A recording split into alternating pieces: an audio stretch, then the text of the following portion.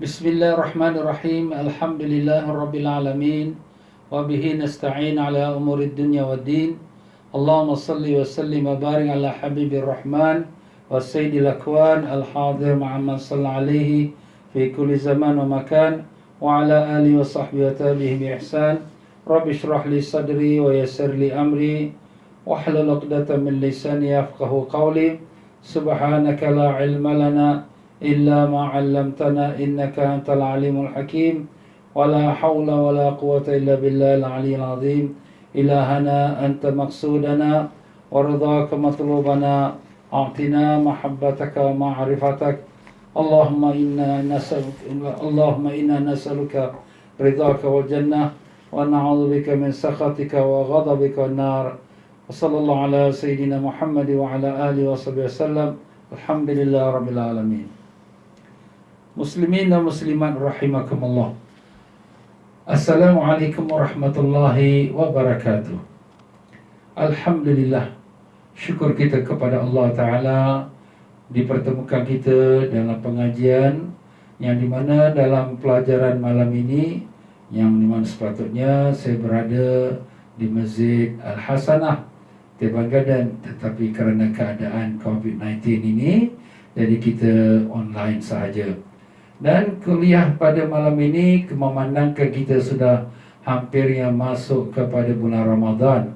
Lagi 2 minggu lagi kita akan berhadapan dengan bulan Ramadan, ya. Dan jadi kita sekarang ni kita kena buatlah persiapan untuk menghadapi bulan Ramadan. Jadi insya-Allah para jemaah sekalian, kuliah ini saya akan khususkan dalam membicarakan tentang ibadat puasa Ramadan dan segala perkara yang bersangkut paut dengan puasa. Dan sebenarnya kuliah ini yang saya namakan Marhaban Ya Ramadan, selamat datang Ramadan, telah saya mulakan 3 hari yang lepas pada setiap malam jam 9 malam, iaitu di FB Ustaz Tian Fauzi. Jadi kalau sekiranya para jemaah yang terlepas boleh mengikutinya dalam rakaman-rakaman yang telah dilakukan dalam FB yang telah saya sebutkan tadi. Kepada mereka yang baru mengikuti pada malam ini, tidak mengapa, mereka boleh teruskan lagi untuk seterusnya pengajian pada besok dan selusa. Pengajian ini saya akan melakukan insya-Allah dengan izin Allah, dengan berkat Nabi Rasulullah SAW, setiap malam jam 9 malam sampailah tanggal 22 hari bulan April, iaitu sehari sebelum kita menyambut Ramadan. Jadi dengan itu kepada para jemaah, kita tidak lagi membaca kitab hikam pada malam ini seperti biasa, tapi kita mula membicarakan, kita muzakarakan tentang ibadat puasa dan ibadat Ramadan. Pada pelajaran yang lepas saya telah membicarakan tentang ibadat puasa Ramadan daripada asal usulnya, dan demikian juga yang telah saya sebutkan tentang fadilat-fadilatnya. Dan pada pelajaran yang semalam kita telah membicarakan juga tentang daripada pekerjaan ibadat Ramadan, di mana Ramadan ini merupakan bulan kelebihan, bulan turunnya Al-Quran, yang dalamnya ada Lailatul Qadar, dan demikianlah seterusnya dengan pahala yang berlipat kali ganda. Pada malam ini juga saya akan menyebutkan beberapa perkara yang bersangkut paut dengan puasa. Jadi semalam saya telah sebutkan bahawa hukum puasa ada 4. Ada yang namanya wajib, ada yang namanya sunat, ada nama makruh, ada namanya haram. Yang wajib itu ialah yang kita telah sebutkan juga semalam, iaitu 6 perkara yang puasa yang wajib. Pertama, puasa Ramadan yang akan kita hadapi tak berapa hari lagi. Dan puasa qada, bagi orang yang tertinggal puasa Ramadan, wajib dia qada, jadi itu pun wajib. Dan puasa kafarah, puasa kafarah itu puasa tebusan, membayar tebusan, seperti orang yang melakukan hubungan suami isteri pada siang hari Ramadan, maka wajiblah dia berpuasa 2 bulan berturut-turut, itu namanya puasa kafarah. Jadi itu wajib.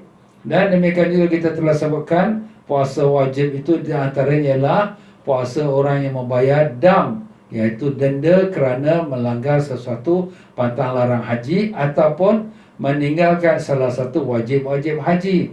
maka dia kalau tak mengeluarkan ataupun kita kata tak menyembelih seekor kambing, maka dia hendaklah berpuasa.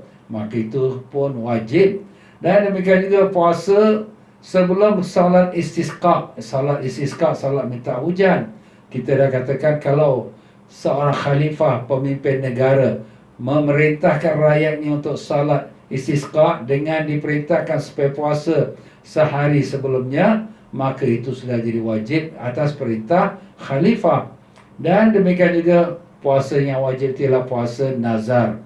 Jadi apabila seorang itu telah bernazar, aku bernazar kepada Allah, jika aku sembuh sakit aku ini, akan aku lakukan puasa 3 hari umpamanya, maka dia pun sembuh, maka wajiblah ditunaikan akan nazar, maka jadi wajib.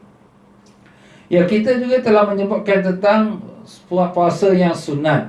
Puasa yang sunat itu ialah di mana ada berlakunya setahun sekali. Seperti kita puasa sunat hari Arafah 9 Zulhijjah, sunat hari Ashura 10 Zulhijjah, 10 Muharram, dan sunat Tasu'a. Tasu'a itu hari ke-9 Muharram, itu memang disunatkan juga, ya, kita kata menggandingkan dengan hari Ashura 10 Muharram. Dan ada juga yang dinamakan puasa sunat yang berulang setiap bulan, seperti puasa Ayyamul Bid, hari-hari putih, iaitu tanggal 13, 14 dan 15 hari bulan kalender Islam. Dan ada juga yang dinamakan puasa yang berulang-ulang setiap minggu, iaitu seperti puasa Senin dan Khamis. Setiap minggu kita disunatkan mengerjakan hari Senin Khamis tu puasa sunat. Siapa yang nak buatlah. Dan maka dengan itu sampailah kita pada tajuk kita pada hari ini, iaitulah kitab yang membicarakan yang saya sebutkan ini adalah kitab yang dinamakan Marhaban Ya Ramadan. Marhaban itu maknanya selamat datang wahai Ramadan. Kitab ini telah disusun oleh Habib Said Muhammad Amin bin Idrus, ya, dia daripada Ahli Bait, keluarga Nabi SAW, dan daripada keluarga Al-Idrus, dan beliau sekarang bermustautin di kota Madinah Munawwarah. Beliau merupakan seorang murid yang sangat kita katakan unggul, yang paling dekat dan sangat alim, yang mengikuti pengajian pada gurunya seorang ulama besar, iaitulah gurunya Al-Allamah Al-Faqih Al-Habib Zain bin Ibrahim bin Samit. Jadi Habib Zain bin Ibrahim bin Samit ini seorang ulama yang sangat alim, sampai-sampai dia digelarkan Imam Syafi'i kecil di kota Madinah Munawwarah. Dan beliau masih hidup lagi. Alhamdulillah, kepada kedua-dua guru ini sempat saya bertemu dan juga mengambil barakah dari mereka. Jadi kepada kedua guru kita ini kita hadiahkan suratul Fatihah. A'udzubillahi minasyaitonirrajim. Bismillahirrahmanirrahim. Alhamdulillahirabbil alamin arrahmanir rahim. Iyyaka na'budu wa iyyaka nasta'in. Ihdinas siratal mustaqim, siratal ladzina ghairil maghdubi 'alaihim waladdallin. Ya, alhamdulillah rabbil alamin wa bihi nasta'in ala umuri dunya waddin. Allahumma salli wa sallim wa barik ala sayyidina Muhammad wa ala alihi wa sallim. Qala al-muallif rahimahullah ta'ala, berkata tuan pengarang kita yang dirahmati Allah, semoga Allah manfaatkan ilmunya kepada kita dunia dan akhirat, amin. Katanya makruh bagi orang yang nak berpuasa tu, makruh apa dia? Puasa pada hari Jumaat sahaja, atau hari Sabtu sahaja, atau hari Ahad sahaja. Jadi di sini kalau ada orang nak puasa sunat hari Jumaat sahaja, atau Sabtu saja, atau Ahad saja, hukumnya makruh. Kita dah sebutkan puasa yang wajib, puasa yang sunat. Ini puasa yang makruh. Kalau berlakunya kita puasa hari Jumaat sahaja, atau Sabtu atau Ahad. Sebab dimakruhkan puasa pada hari tersebut adalah puasa pada hari Jumaat sahaja makruh kerana dikhawatirkan dapat melemahkan amalan-amalan yang selayaknya dilakukan pada hari Jumaat. Sebagaimana sabda Nabi sallallahu alaihi wasallam, la yasum ahadukum yaumal jum'ah illa an yasuma yauman qablah aw yauman ba'dah. Janganlah kalian berpuasa pada hari Jumaat kecuali jika kalian akan berpuasa satu hari sebelumnya atau satu hari sebelumnya. Hadis sahih diriwayatkan Imam Bukhari dan Muslim. Jadi kita hari Jumaat ini hari yang mulia, hari yang dimana kita disuruh banyak beribadat, membaca surah Kahfi, banyakkan selawat, banyakkan berdoa. Jadi kalau kita dah berpuasa, penat, letih, tak larat, jadi dengan sebab tu di sini makruh kita puasa pada hari Jumaat sahaja. Melainkan kalau kita gandingkan dia.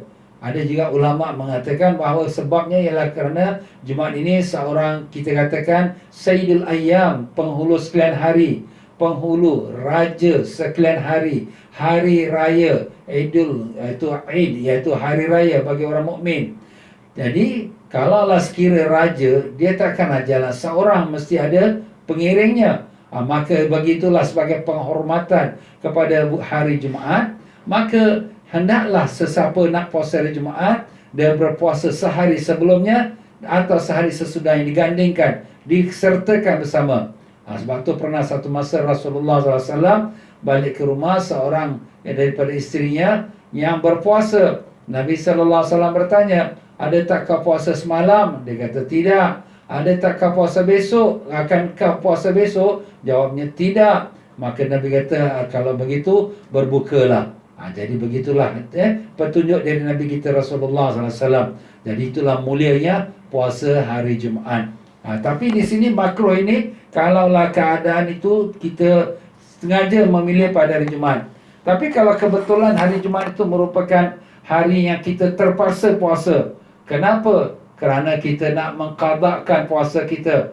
Itu bukannya puasa sunat, itu puasa qada. Puasa qada itu wajib. Jadi tak termasuklah dalam larangan ini.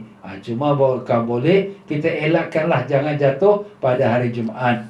Tapi kalau sekiranya puasa yang wajib itu tak adalah dilarang pada hari apapun, ya. Itulah dia, wallahu alam. Dan puasa pada hari Sabtu sahaja atau hari Ahad sahaja hukumnya adalah makruh, kerana orang-orang Yahudi mengagungkan hari Sabtu dan orang-orang Nasrani mengagungkan hari Ahad. Jadi begitulah dia, kita ni bersyukur pada Allah. Kita ni umat yang akhir, di mana awalnya sebelum kita ada agama Yahudi dan ada agama Nasrani. Kedua-dua mereka itu mencari-cari hari yang paling mulia. Maka Yahudi merasakan yang paling mulia hari Sabtu, maka mereka jadikan ibadatnya pada hari Sabtu. Orang Nasrani pula mencari-cari hari yang paling mulia dan mereka beribadat dan mereka meyakini pada hari Ahad, Sabtu dan Ahad. Tapi Allah Ta'ala telah muliakan kita umat Islam. Kita umat yang terakhir, tetapi Allah telah jadikan ibadat kita pada hari yang paling mulia, iaitulah pada hari Jumaat. Kalau dalam seminggu tu, hari apa yang datang dahulu? Selepas daripada hari Khamis, hari Jumaat, lepas tu baru Sabtu, lepas tu Ahad. Masya Allah, ya.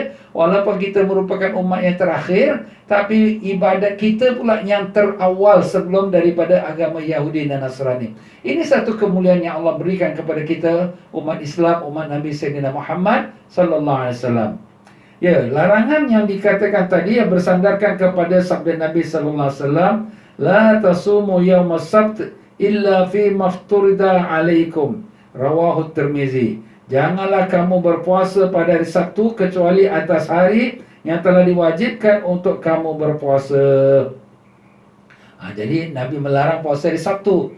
Jadi dikiaskan kepada hari Ahad juga. Kenapa? Kerana Sabtu orang Yahudi, hari Ahad hari orang Nasrani. Jadi jangan sampai kita menyerupai akan kedua-dua agama tersebut. Melainkan kalau kita menggandingkan dengan hari yang lain, umpamanya Jumaat dan Sabtu, ataupun Sabtu dan Ahad, ataupun Ahad dengan Senin. Jadi itu tak mengapa kita menggandingkan dia. Kenapa? Sebab kita mengelakkan daripada menyerupai kepada kaum Yahudi yang hanya hari Sabtu dia puasa, atau kaum Nasrani yang hanya hari Ahad saja dia berpuasa. Jadi kita elakkan diri daripada menyerupai mereka.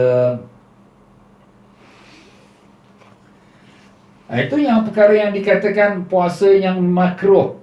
Ada pun perkara yang keempat seterusnya, puasa yang haram. Apakah puasa yang haram? terbagi menjadi dua bahagian. Yang pertama, haram dan sah. Dia haram, berdosa. Haram tu mana kalau dibuat berdosa, ditinggalkan dapat pahala. Jadi dia berdosa. Tapi sah, puasa seorang isteri tanpa izin suami. Itulah hukumnya. Jadi isteri, bila suami masih ada dalam negeri, maka hendaklah dia bila nak berpuasa minta izin dari suami. Ini tak kira lah puasa sunat atau puasa qada. Ustaz, ni puasa qada ni wajib ni. Betul wajib, tapi boleh pilih hari lain.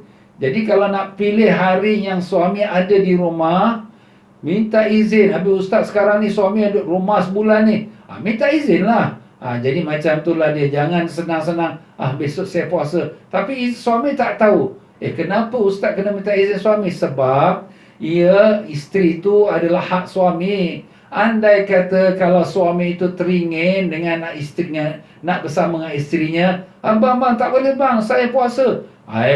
Bila masa kau minta izin? Nampak? Itu hak suami. Sebab itulah di sini isteri sebelum nak puasa, baik yang sunat ataupun yang qada, hendaklah minta izin daripada suami. Kalau dia tak minta izin, maka haram dia, berdosa dia. Tapi sahlah puasa dia. Dia puasa sunat ke atau dia puasa qada ke, hukumnya sah. Tapi kalau puasa bulan Ramadan, dan memang bulan Ramadan tak minta izin, boleh ke puasa? Memang dah wajib puasa dah. Suami pun wajib puasa. Bulan Ramadan memang diwajibkan puasa. Jadi macam itulah. Ia dimaksudkan di sini puasa yang boleh kita memilih hari yang lain. Seperti puasa sunat atau puasa qada. Jadi sang isteri ingat, kalau dia puasa tanpa izin suami, maka hukumnya haram, berdosa dia. Tapi puasanya sah. Dan yang keduanya, puasa yang haram ialah haram puasa dan tidak sah pula puasanya. Berat tu. Apa pula tu? Itulah dia puasa. Ada perkara ini ada 5 masalah, iaitu 5 perkara. Dia puasa adalah puasa tu haram, tapi sia-sia, tak sah puasa dia. Yang pertama, puasa pada hari raya Idul Fitri 1 Syawal. Kita tahu ya, 1 Syawal tu hari raya. Haram, tak boleh puasa. Baik yang sunat, baik yang wajib, baik yang qada, apa pun tak boleh puasa. Kalau dia puasa juga, tak sah dan dia berdosa. Kenapa? Sebab Allah Ta'ala telah jadikan hari raya itu hari makan minum, hari kegembiraan umat Islam. Jadi dengan itu diharamkan kita berpuasa. Dan hari yang kedua yang haram berpuasa dan tidak sah ialah puasa pada hari raya Idul Adha, iaitu 10 Zulhijjah.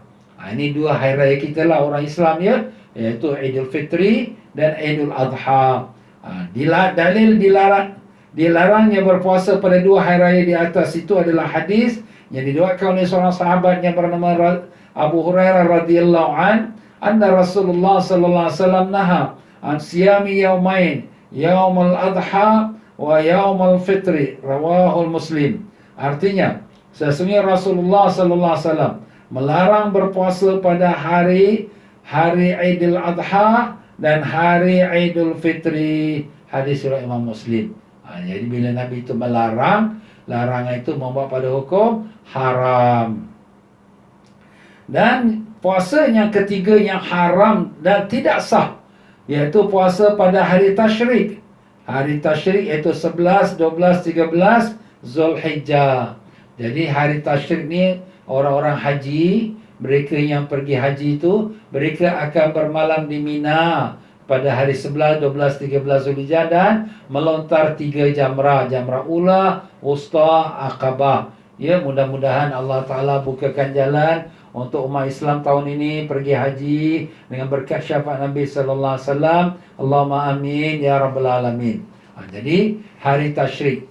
Kenapa namanya tasyrik? Tasyrik tu maknanya mengecut. Kecut jadi daripada lebar, segar jadi mengecut pula. Ini diambil kerana pada 3 hari itu ialah hari disembelihnya korban. Jadi korban ini kita boleh sembelih pada Hari Raya Idul Fitri, Hari Raya Idul Adha, Hari Raya Haji, dan kemudian hari tasyrik pertama 11, hari tasyrik kedua 12, dan hari tasyrik ketiga 13. 4 hari ini harus kita menyembelih korban. Dan orang-orang Mekah menjadi amalan mereka. Waktu saya di Mekah dulu pun kita buat macam itulah juga. Pada hari raya korban, kita sembelih korban. Alhamdulillah lah, banyak kita dapat korban ya, kerana orang haji pun banyak yang buat korban. Dan demikian juga nak buat sembelih korban ni pada 10 Zulhijjah kerana tak sempat, kerana sibuk dengan ibadat haji, menontar, nak berjalan dan sebagainya. Jadi kadang-kadang kita lambatkan sikit pada hari 11, kadang hari ke-12. Daging korban ni banyak. Kalau sekiranya kita nak buang, sayang, habis apa kita buat? Kita simpan. Kalau simpan saja, nak masih ada refrigerator. Kita pula masa kita duduk kat Mekah tu bukannya senang, susah ya. Masa tu saya pelajar kat sana, duduk kat Mekah, susah kita, tak ada bantuan mana-mana. Jadi kita apa kita buat? Kita iriskan daging-daging tu, kita potong halus-halus. Kemudian kita campurkan dengan garam. Kemudian kita jemur di atas bumbung rumah kita. Jadi hari musim haji ni biasanya pada zaman dulu panas, musim panas. Jadi dia mengecut. Jadi itulah namanya hari-hari tasyrik, hari-hari yang mengecut daging-daging korban yang disembelih, kemudian dijemurkan untuk dijadikan simpanan. Jadi kita simpanlah daging tu. Nanti dah sebulan, dah habis makanan, duit pun dah tak ada. Kita pun ambil daging tu, kita goreng-goreng lah, buat makan dengan nasi ke dengan roti. Itulah kita punya bahan makanan masa kita duduk kat Mekah dulu. Susah tuan-tuan ya, zaman dulu. Mekah sekarang ni Masya Allah, moden, cantik semua. Tak macam dulu. Dulu atas bukit-bukit ya, air pun susah, macam-macam ya masalah. Tapi syukur Alhamdulillah, dapatlah masa kita belajar di sana, menuntut ilmu daripada alim ulama. Jadi pada hari tasyrik 11, 12, 13 diharamkan kita berpuasa. Dalil larangan berpuasa pada hari tasyrik di atas adalah hadis yang diriwayatkan oleh seorang sahabat yang bernama Abdullah bin Amr radhiyallahu an. Rasulullah sallallahu alaihi wasallam telah bersabda, ayyamu tasyrik ayyamu akli wasyurbi wassalah fala yasummunna fiha ahadun, rawahu Ya'la. Artinya, hari tasyrik adalah hari makan dan minum dan salat, maka janganlah ada satu pun dari kamu yang berpuasa. Jadi itu larangan daripada Nabi Rasulullah sallallahu alaihi wasallam. Jangan kita berpuasa pada hari tasyrik, itulah hari makan minum. Kenapa hari makan minum? Pasal masa itu kan kita menyembelih korban. Jadi kita gembiralah atas nikmat Allah Ta'ala berikan kita kesempurnaan, dapat menyempurnakan ibadat haji. Sekarang ni tengok, nak pergi haji pun tertahan. Bukan kita tak ada duit, bukan tak ada kota, tapi pasal COVID-19. Tapi mungkin ada hikmahnya. Tapi mudah-mudahan kita berharap, masanya masih jauh lagi. Ini belum lagi masuk Ramadan. Mudah-mudahan dengan datang Ramadan, ya Allah, dengan berkatnya Nabi Rasulullah SAW, Kau hapuskanlah penyakit COVID-19 ni, ya Allah. Kembalikanlah sihat walafiat kepada dunia ni, ya Allah. Dan mudahkanlah semua para bakal jemaah haji yang akan menunaikan haji tahun ini, supaya dapat tunaikan ibadat yang mulia ini, ya Rahman, dengan berkat Nabi Rasulullah SAW. Allahumma amin, ya Rabbal Alamin. Dan puasa yang keempat yang haram. Apa dia? Puasa setelah pertengahan bulan Sya'ban, dari hari ke-16 sampai akhir bulan. Ini tentang puasa selepas daripada nisfu Sya'ban. Nisfu tu maknanya pertengahan, 15. Jadi selepas daripada 15 tu maknanya 16. 16 Sya'ban sampailah akhir Sya'ban, sebelum masuk Ramadan, maka haram berpuasa sunat. Ini pada sisi sebagian ulama'. Tetapi nanti akan dijelaskan lagi apakah dia punya perinciannya, ya. Tapi pada setengah ulama, dia kalau dia melakukannya dengan tanpa sebab, maka hukumnya adalah makruh. Tapi ada pula disebutkan ni haram di sini, ada dalil yang akan kita sebutkan. Baik. Puasa yang kelima yang dinamakan dia haram berpuasa ialah puasa pada hari Syak, iaitu hari 30 pada bulan Sya'ban. Jadi hari 30 Syakban ini dia dinamakan hari Syak. Syak tu mana apa? Ragu-ragu. Ragu-ragu kenapa? Ragu-ragu apakah hari ini 1 Ramadan ataupun 30 Syakban. Kalau lama hari 29 Syakban tu nampak anak bulan Ramadan, maka 30 Syakban tu tak jadi 30, jadi 1 Ramadan. Tapi macam mana ni? Ni 30 Syakban ni jadi tak 1 Ramadan ke tidak? Jadi ragu-ragu. Tapi ragu-ragu tu kena ada sebab. Apabila sebahagian muslimin melihat hilal, iaitu bulan sabit, akan tetapi masih diragukan, atau yang melihat termasuk orang-orang yang tidak diterima kesaksiannya di hadapan hakim, seperti anak kecil dan perempuan. Anak kecil yang belum baligh, saya nampak anak bulan tadi.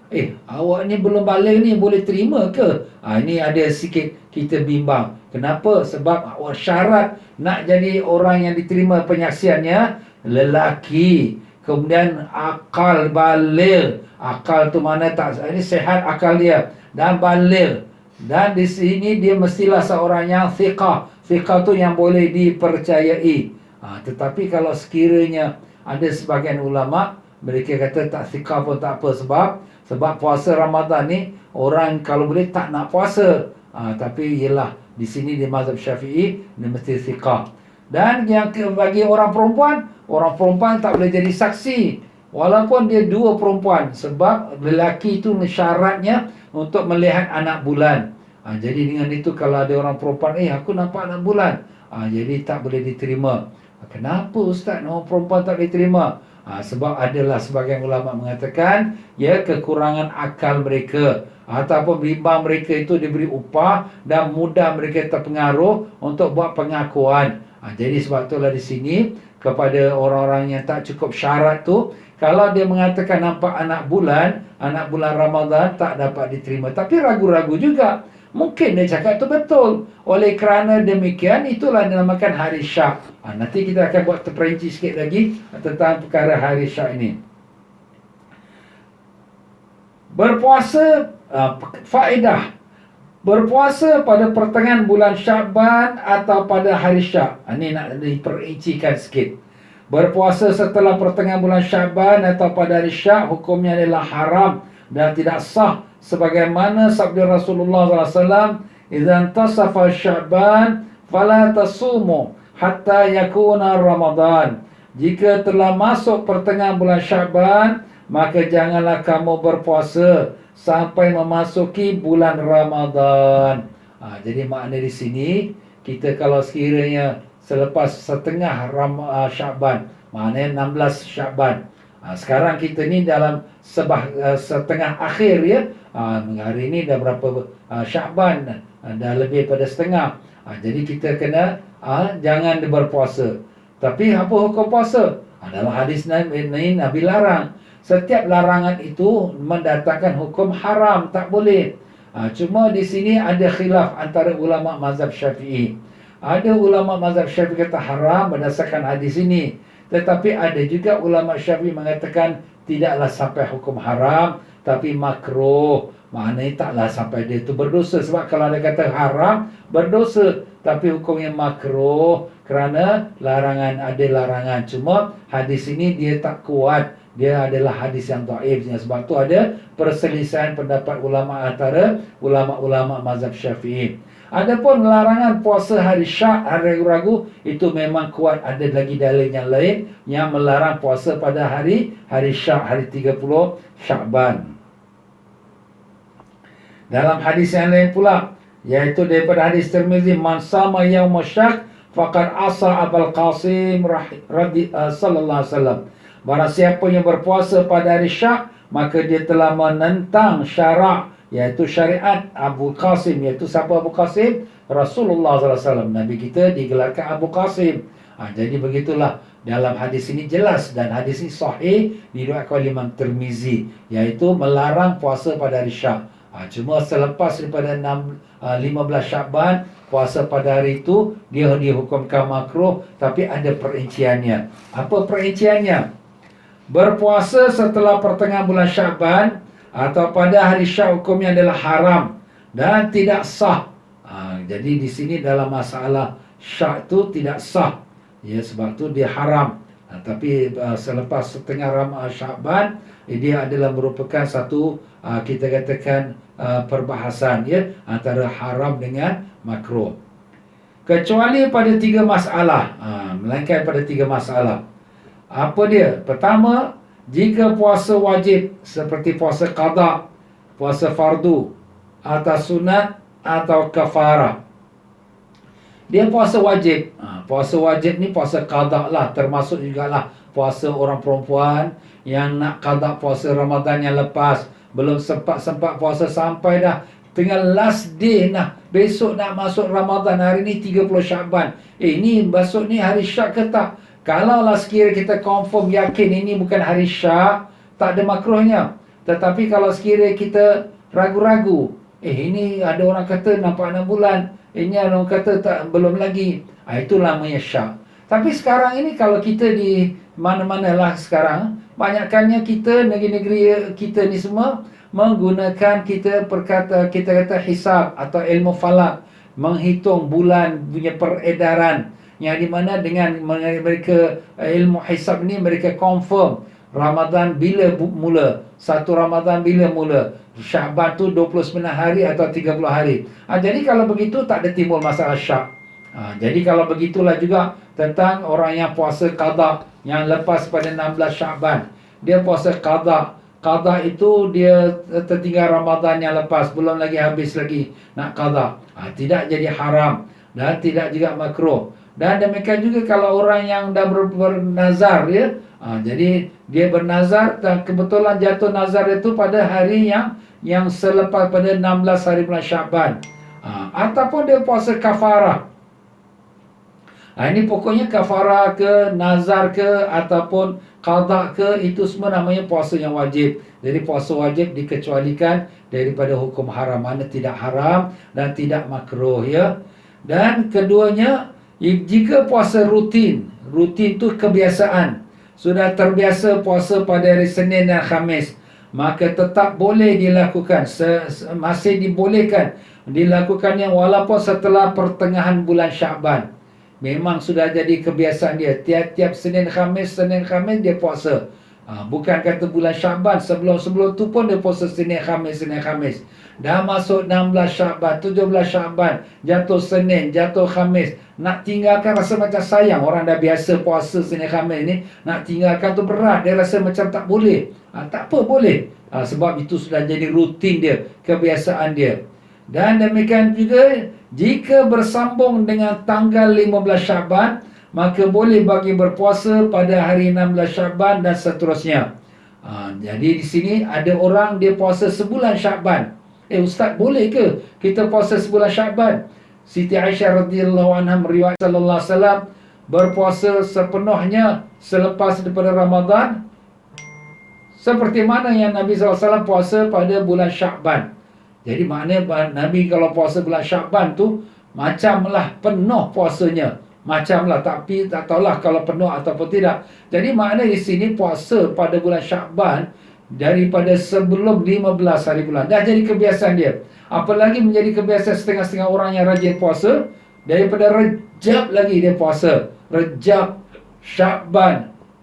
Orang ni kuat puasa. Memanglah orang yang sihat. Kalau orang sakit macam mana puasa? Maka dengan itu dibolehkanlah, walaupun selepas 16 Sya'ban dia nak puasa terus boleh. Boleh ke dia nak puasa tu sambung sampai ke bulan Ramadan? Itu ada perbincangan para alim-alim ulama. Ada hadis Nabi sallallahu alaihi wasallam melarang puasa sehari dua sebelum Ramadan.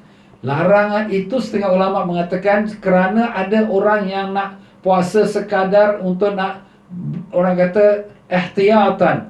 Ihtiyatan tu apa? Berjaga-jaga, takut-takut besok Ramadan, jadi lagi baik aku puasalah sehari dua. Jadi di sini Nabi melarang.